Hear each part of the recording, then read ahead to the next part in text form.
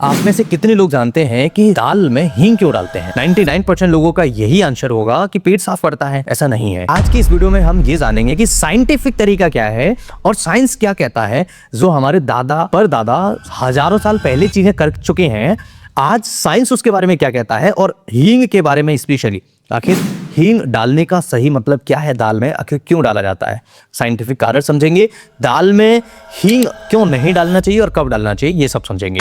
Number 1, दाल में मौजूद oligosaccharides दालों में रैफिनोज और स्टैचियोस जैसे जटिल कार्बोहाइड्रेट होते हैं। इंसान के पाचन एंजाइम्स इन्हें पूरी तरह से नहीं तोड़ पाते हैं, इसलिए लार्ज इंटेस्टाइन में जाके बैक्टीरिया द्वारा फर्मेंट होते हैं। कार्बोहाइड्रेट इसके अंदर है, तो जो हमारे रस निकल रहे हैं उसे वो डाइजेस्ट नहीं कर पाते हैं, इसलिए वो फर्मेंटेड होके गैस बनाते हैं। और हींग के अंदर सक्रिय यौगिक यानी एक्टिव कंपाउंड्स हींग में जो मुख्य पाए जाते हैं, जैसे फेरुलिक एसिड, सल्फर कंटेंट होते हैं, वॉलेटाइल कंपाउंड होते हैं। और ये यौगिक जो होते हैं, ये जैसे ही दाल में हम मिलाते हैं तो ये आंतों को स्मूथ मसल्स को रिलैक्स कर देते हैं, यानी कि आंतों के अंदर जो स्मूथ मसल्स है उसे रिलैक्स कर देते हैं और गैस फॉर्मेशन और गैस रिटेंशन दोनों को कम कर देते हैं। तो समझिएगा कि ये साइंटिफिक लॉजिक है। तीसरा, एंटी फ्लैक्टुएंट इफेक्ट रिसर्च के अनुसार हींग में पाए जाते हैं,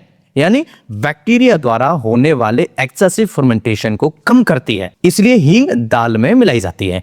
गैस के बबल्स को टूटने में मदद करती है, जिससे गैस बाहर निकलने में आसानी हो जाती है।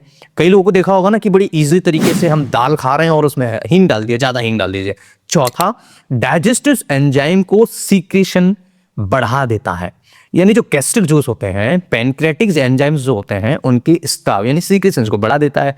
इससे दाल के जो प्रोटीन होते हैं, कार्बोहाइड्रेट होते हैं, उनका डाइजेशन बेहतर तरीके से होता है। तो जो एंजाइम्स हमारे शरीर के अंदर है नेचुरल तरीके से वो नहीं कर पा रहे, वो हींग कर देता है। पांचवा, एंटी माइक्रोबियल एक्शन हींग के अंदर होता है, जो सल्फर कंपाउंड होता है।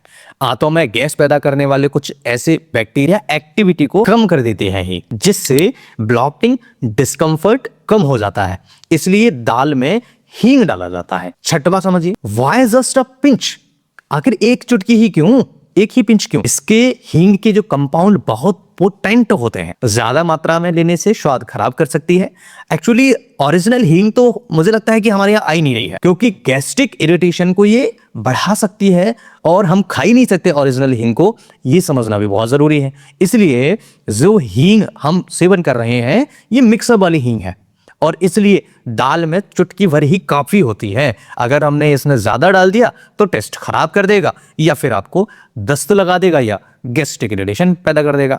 तो दाल में हींग डालना कोई परंपरा नहीं है बेसिकली, बल्कि बायोकेमिस्ट्री ऑफ गट है, फिजियोलॉजी पर आधारित है। ये दाल की डिफिकल्ट टू डाइजेस्ट कंपाउंड्स के कारण होने वाले गैस ब्लॉटिंग को साइंटिफिकली कम करती है, इसलिए दाल में हींग डालने की प्रचलन थी। जो कि दादा परदादा हमारे राजा महाराजा जो थे, उनको पता था कि दालों के अंदर ऐसे कंपाउंड्स होते हैं जिन्हें हमारे गट के एंजाइम्स नहीं तोड़ सकते या उसे डाइजेस्ट नहीं कर सकते, इसलिए हींग उसमें दाल में डालना स्टार्ट किया, जिससे इजीली वो उसके अंदर जो कंपाउंड्स हैं वो आसानी से टूट सकें और इजीली डाइजेस्ट हो सकें। साथ ही साथ गट एंजाइम्स जो होते हैं उनके सीक्रेशंस को बढ़ा सके, जिससे इजीली स्टूल हमारा बाहर निकल पाए और खाना अच्छे से डाइजेस्ट हो पाए। अगर आप चाहें तो इसे रिसर्च रेफरेंस वाली कई सारी स्टडीज हैं जो नेट पर पड़ी हुई हैं, चैट जीपीटी हुआ, या आप गूगल से आप पूछ सकते हैं, या यूट्यूब पर आप कई सारे ऐसे वीडियोस देख सकते हैं जिसमें प्रॉपर तरीके से बताया गया है, समझाया गया है कि आखिर हींग दालों के अंदर क्यों डालते हैं। नमस्कार दोस्तों, ये वीडियो आपको कैसा लगा मुझे कमेंट करके जरूर बताइए। आगे भी हम इस तरह के रिसर्च और जो प्रथाएं चली आ रही हैं उनके बारे में आगे डिस्कशन करेंगे। अगर आपने हमारे चैनल को विजिट नहीं किया है तो चैनल को सब्सक्राइब जरूर करिए और प्लेलिस्ट जरूर वॉच करिए। जिनको फैटी लीवर है, साइंटिफिक तरीके से कैसे फैटी लीवर को ठीक कर सकते हैं, साथ ही साथ जिनको भी बलगम बन रहा है फेफड़ों में, जिनको एलर्जी है, छींक और बहुत ज्यादा कफ, खांसी, गले में इरिटेशन रहता है, या फिस्टुला का प्रॉब्लम रहता है, कब्ज की समस्या रहती है, उनके लिए भी हमने कई सारे वीडियोस प्लेलिस्ट में ऐड किए हुए हैं, आप जरूर देखिएगा। कुछ पूछना चाहे तो कमेंट करिएगा। तब तक के लिए आप स्वस्थ रहिए, मस्त रहिए, अपना और अपनों का ख्याल रखिए। नमस्कार।